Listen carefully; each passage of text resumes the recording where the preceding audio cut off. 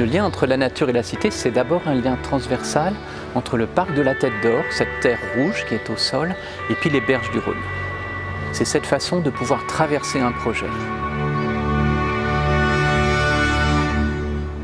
Ensuite, c'est cette façon d'intégrer la nature directement dans l'architecture, tout proche des deux façades et aussi dans la rue intérieure. Le choix de la terre cuite est vraiment une volonté de Renzo Piano. Il a toujours aimé cette matière extrêmement sensible, car il est lui-même extrêmement sensible.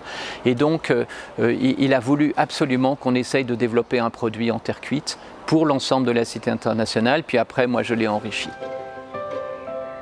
La présence de Michel Courajou était aussi importante parce que lui, il apportait sa sensibilité paysagère et quelque part le lien avec la terre du parc de la Tête d'Or.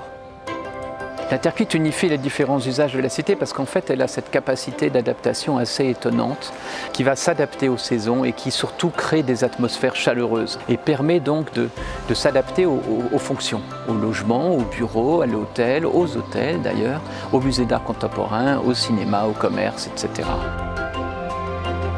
Et en fait, ce matériau a un potentiel extraordinaire puisqu'on a pu travailler sur les longueurs, sur les hauteurs, sur les arrondis, sur les matières sablées, lisses. Et donc on a enrichi au fil des années l'utilisation de la terre cuite avec différentes filières.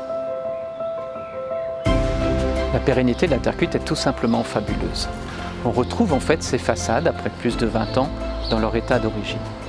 Pour moi, la terre cuite à la cité est le support d'une architecture vertueuse. Une architecture qui est performante au niveau environnemental, et en même temps une architecture qui crée des liens entre les usagers, entre les habitants.